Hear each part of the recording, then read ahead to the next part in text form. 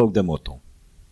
Pedepsa în armată este instrumentul decisiv în formarea caracterului unui ostaș. Asta ne-a zis sergentul major David ieri, în timp ce ne împărțea izmenele aduse de la spălătorie. Ne-a spus-o ca și cum s-ar fi aflat într-o aulă universitară și el ar fi fost cel puțin George Călinescu, despre care se știe că avea un discurs strălucitor. Avea ochii bulbucați și tiviți cu roșu și limba îi dădea oarecare rateuri atunci când se lovea de dinți. Se spune că David este în astfel de momente, cum s-ar zice, în suc propriu, adică 80% alcool și 20% scuipat și alte bale. Clar că nu ne convine să ne grăbim să-i dăm dreptate, dar nici nu crânim, pentru că nu e înțelept să te pui rău cu stăpânul chiloților și uniformelor. Știu ce gândești, că sună bolșevic, dar știi că e o metodă împământenită încă de pe timpul lui Alexandru Macedon. Nu-i nimic dacă unul e pedepsit chiar dacă nu e vinovat. Nu-i nimic dacă se pedepsește întreg plutonul pentru greșelile unui singur. Așa trebuie să fie, adăuga subofițerul privindune cu chef de harță. Pedeapsa repetată duce la ură, ura care îți pompează energia de care ai nevoie să suporți viața ca zonă și când e cazul războiul. Ura stă la baza rețelei infailibile care urzește cei mai buni soldați. În aceeași măsură dă trainicie relațiilor de camaraderie. Asta o spun eu, nu David, care după ce i s-a uscat gura de povețe, ne-a lăsat baltă ca să se ducă să mai ia un gât de țuică în magazia de efecte. De multe ori, în schimb, pedapsa repetată și fără sens nu duce nicăieri. Pentru voi cu și alți câțiva, ca el, pedapsa e ca un apanaj personal. Nu te pedepsezi pentru că trebuie, ci pentru că așa vrea mușchiul meu. Ne-a comunicat-o fără perdea, cu înfumurarea ei caracteristică. Mai zic ceva la așa teoremă. Sergentul din Obosita mă pedepsește pe mine și pe prietenii mei pentru că ne urăște din tot sufletul. Nu faptul că unii dintre noi am crescut la oraș creează prăpastia între noi, ci propria sa ignoranță. Cu ce suntem noi de vină, că el nu a citit nici măcar Scufița Roșie? L-am auzit odată povestind cu mândrie despre vremurile când se ducea cu caprele și prindea bărzăuni cărora le înfigea în paie în cur. Parcă te și văd râzând. Da, e magnific și idilic și mioritic, numai că chestia cu bărzăunii nu a inventat-o el. Trist e că nu se gândise să ia cu el și o carte, cum făcea Nicolae Moromete. Cartea și un cos de pâine, ca să bage în el în timp ce citește. Dar el nu are nevoie de așa ceva. Așa se nasc unii. Atori știutori, nu le intră nimic, decât laudele și minciunile. Cum să nu-ți vină să urli? Scuzați-mă că am citit Cei trei mușchetari în clasa a 4-a. Nu mă omorâți. Păi cine vă oprește, mă, să vă deșteptați la bilă? Așa zicea proful meu de istorie, când ne găsea la rând la patiserie, unde cumpăram batoane sau bușeuri cu gem. În loc de un bușeu, ai putea să cumpări 3 ziare, ca să te deștepți la bilă. Eu nu știu de care ziare vorbea, că merită citite, dar înțelesesem mesajul. Pe lângă voi, cum mai sunt și alții care pedepsesc, fie din plictiseală, fie din cruzime. Dintre toți cei mai răi sunt acei care ne chinuie și ne umilesc ca să se distreze. Ăștia sunt cei mai urâți de răcani, pentru că nu conștientizează cruzimea actului. Băieți care arată ca și cum ar fi de treabă, dar care nu sunt capabili să înțeleagă durerea mai departe de limitele carnale ale propriei ființe. Am văzut această urăciune ascunsă pe dedesubtul măștilor angelice și m-am cutremurat. Pentru ei nu există, din păcate, leac. Ceva elementar le lipsește în testamentul genetic și nu se poate completa. Probabil că mai târziu își vor snopi nevestele în bătăi ca un falic fapt de împlinire. În organigrama ca zonă totul este gândit de formă că rareori cei care pedepsesc sunt pedepsiți la rândul lor. Bătaia și futaiul nu se întorc. E o spirală. De aceea, cel mai rău lucru pe care îl poate face un biban e să raporteze cruzimile la care este supus. De ce? Păi, în primul rând, își face rea reputație între proprii camarazi. În al doilea rând, își pune în cap pe toți cei de ciclul 2 și, în ultimul rând, își atrage mânia ofițerilor care nu vor complicații. Un cântăreț înseamnă probleme pentru toată lumea. De aceea, de cele mai multe ori, este repartizat la altă unitate militară. Deși urăsc tratamentul la care sunt supus, nu am de gând să mă plâng nimănui. Sunt de părere că cea mai eficientă armă de care dispune recrutul e răbdarea senină și durerea în cur. Așa că nu mai insista să mă convinsă că trebuie să raportez pe Voicu. Eu am ales să-l ignor, cu seninătate. Capitolul 10. Cântând în ploaie. Ploua mărunt, aproape fără gravă, și văd cum aburii denși se înalță din uniformele groase, în timp ce m-am oprit sub o streașină să fumăm. De câteva zile plouă și ninge în același timp și instrucția e un supliciu. Am o uniformă udă fleașcă și plină de noroi.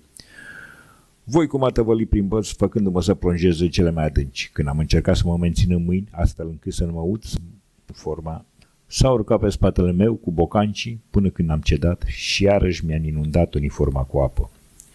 Când m-a privit ca să soarbă de pe fața murdară suferința și poate capitularea, i-am trântit un zâmbet fericit care l-a făcut să necheze de frustrare.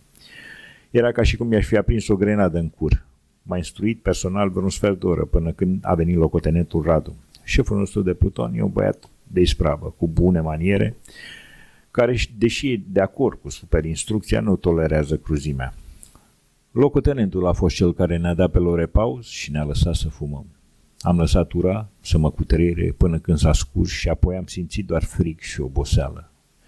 Am chef să las totul și să fug departe de toată mizeria asta ca zonă. În loc de asta stau neclintit și fumez, ascunzându-mi umilința sub o mască obosită și stropită de noroi. "O țigară la mine fuge!" strigă Voicu încercând fără succes să-și îngroașe vocea mierlăită. Se înțelege că nimeni nu are să-i dea o țigară, de aceea vortonul repetă ordinul. În cele din urmă se întoarce către mine și îmi zice fără rușine: "Nu ai grijă de comandantul tău, a? Hai, bagă o țigară." Mă privește fără jenă, drept în ochi, vrând să-mi arate că poate să facă ce vrea cu mine. Și că ceea ce mai rămâne e doar să fiu fericit când mă bagă în seamă. Nu pot să-i spun cât de mult se înșală, pentru că nu ar înțelege. Așa mă mulțumesc să mă zgâiez la el fără să-mi ascund sentimentele. Aș putea să-l turtesc cu un pumn, dar nu o fac. Vreau doar să induc ideea că aș putea și aș dori-o, dar că o să o amân pentru alte ocazii. De țap. Ca să nu mai vină să-l pognesc, îi privesc cizmele lustruite și atât de mici că par copite de țap. Mă întreb unde a găsit un număr atât de mic. Pe comandă? Poartă, cred că, un 38. Tot atât că putam eu când aveam 11 ani.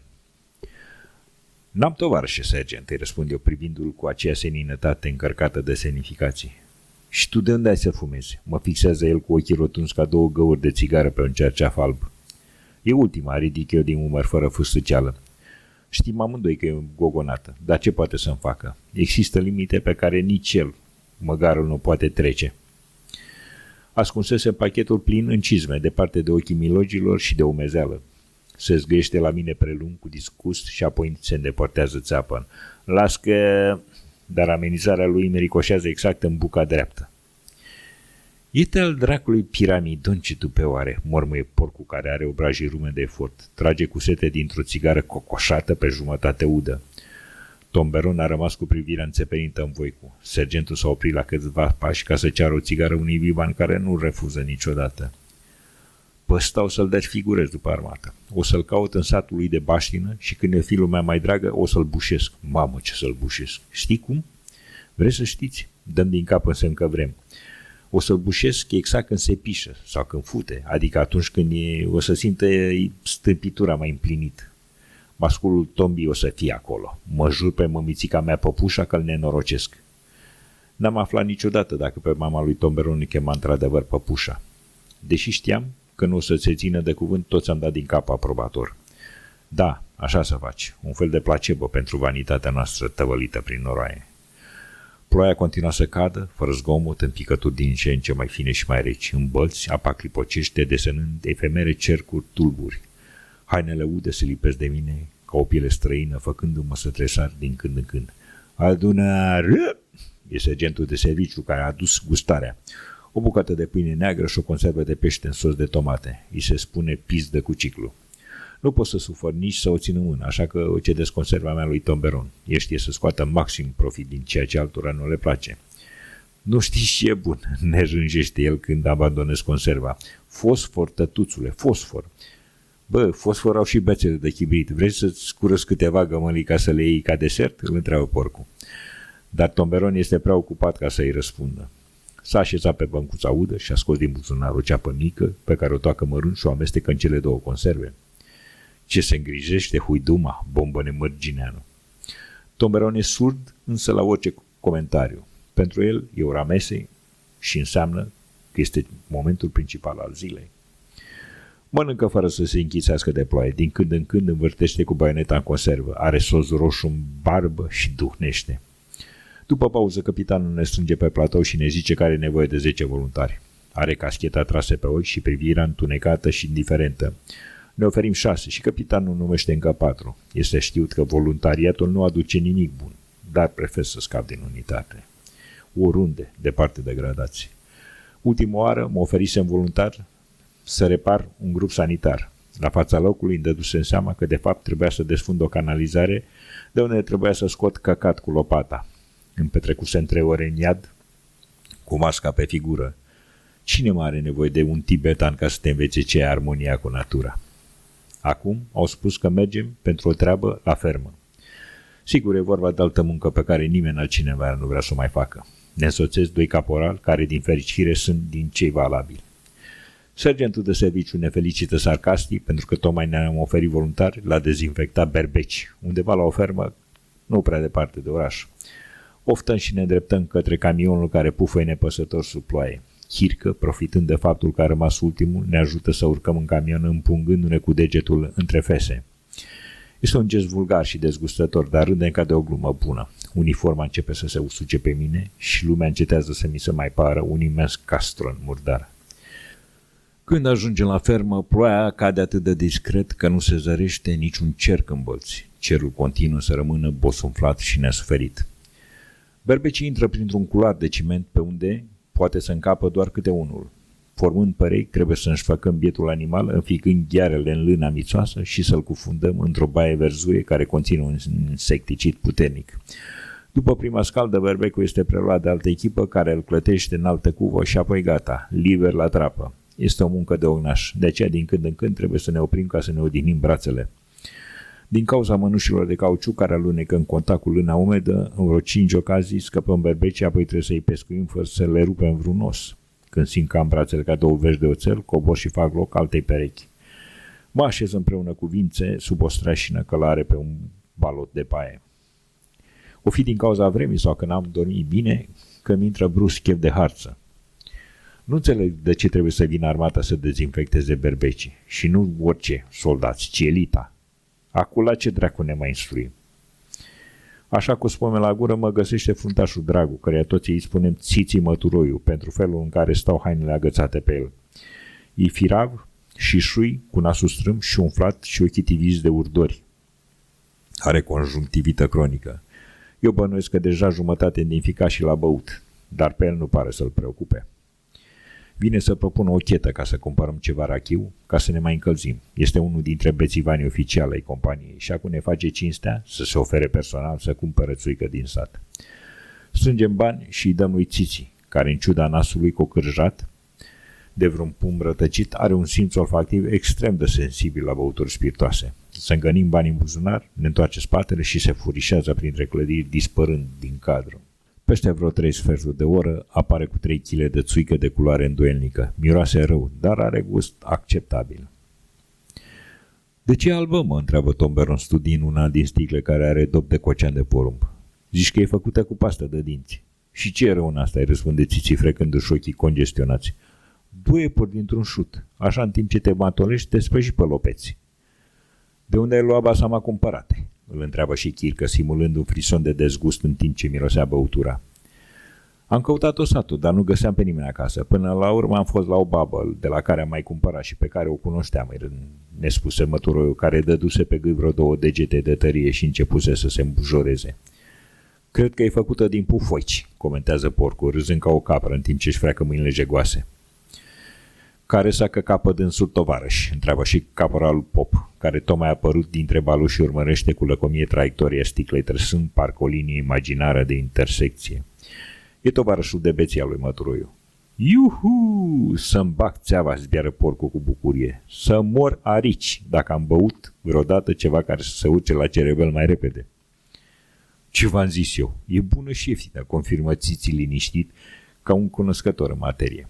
În vreo 20 de minute, între toți, am băut 2 sticle și mă simt atât de beat că abia pot să mă ridic. Ne învăța cu bățile grosolane, mă târăsc până la spatele fermei, unde îmi bag degetele pe gât să vărs Vomit violent și apoi beau vreo jumătate de litru de apă direct de la pompă. Apa miroase a fier ruginit, dar mă gândesc că oricum e mai sănătoasă ca rachiul.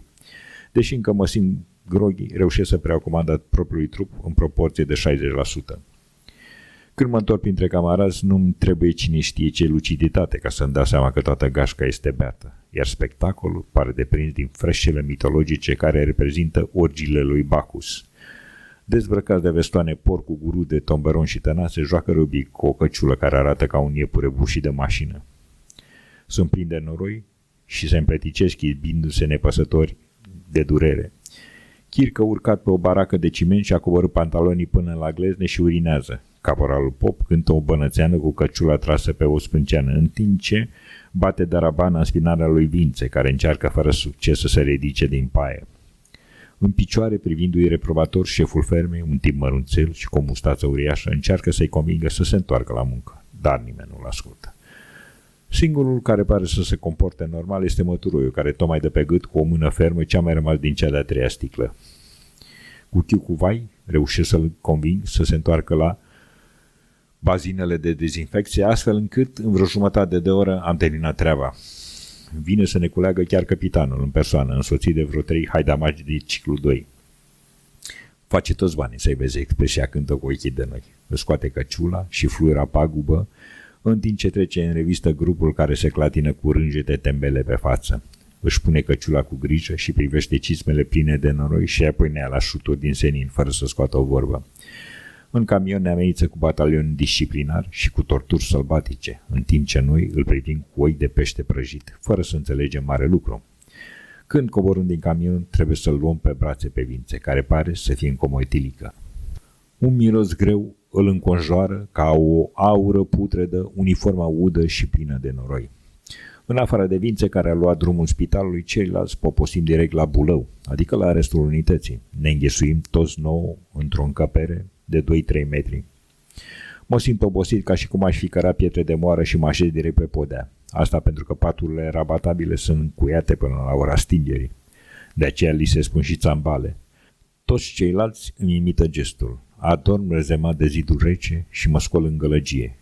Capul îmi zvâgnește dureros. Dormisem 10 minute grele, ca o moarte clinică. Ofițerul de serviciu zbiară să ne punem pe picioare și să predăm curea, centura și cucul de la căciulă. Regulamentul spune că e o măsură de precauție pentru recrut, care ar putea să se sinucidă folosind aceste obiecte. Eu mă îndoiesc că cineva dintre noi ar fi fost în stare de așa performanță în halul care era. Tomberon refuză să predea de bunăvoie efectele, iar 2 caporali încearcă fără succes să-l îndoaie. Era ca și cum a încercat să îndoie o statuie din ciment, din acelea care se umple de licheni prin centrul orașelor, menite să amintească eroii urbei. Tomberon râde și înjură pe toți de mamă, chiar și pe ofițer care îi răspunde cum poate, cu palme și șuturi. E nevoie să-l roage porcul, ca să înceteze, să se mai zbată și să predea centura, cureaua și cucul. De porcul ascultă întotdeauna. Relația dintre ei este la fel ca dintre eroii romanului lui Steinbeck, Oameni și șoareci, George, Istețul și Leni Bruta. Se cunosc din copilărie. Nu știu de ce sărim masa de prânz. Abia seara, la ora cinei, ne împing de la spate către cantină. Merg ținând pantalonii cu mâna, având ca unică imagine doar picioarele în nixa lui măturoiu, care târăște cu greutate niște cizme uriașe. Poartă 44, deși măsoară mai puțin de 1,65. Mănânc în silă o farfurie de varză fără gust și bea un ceai. Mâncarea are efectiv revigorant, așa că puțin câte puțin recuperăm zâmbetele. Am 19 ani și o mahmureală durează mai puțin de o zi. Le țin la arest încă 2 zile. Când mă întorc la companie, mi se pare că cei din ciclu 2 ne primesc cu mai puțină ostilitate ca de obicei. Cine își petrece 3 zile la Bulău își capătă un oarecare respect din partea camarazilor. Invers ca în viața civilă. Vedeta acestei întâmplări a fost Vințe, care își petrecuse 3 zile în spital ca să iasă din comă etilică. Când s-a întors la companie, ne-a povestit că în cele 3 zile nu a deschis gura, nici ca să scuipe. De ce l-am întrebat eu neînțelegând ideea? Ca să nu-și dea seama că am băut, ne-a răspuns el clipind inocent. Deșteaptă chestie, să știi că nici nu au bănuit, te-a răspuns porcul, dând ochii peste cap. Ai venit cu tașca la cur și mirosind a carmol și au crezut că ai leșinat în timp ce culegeai toporaș. Ai, drecune!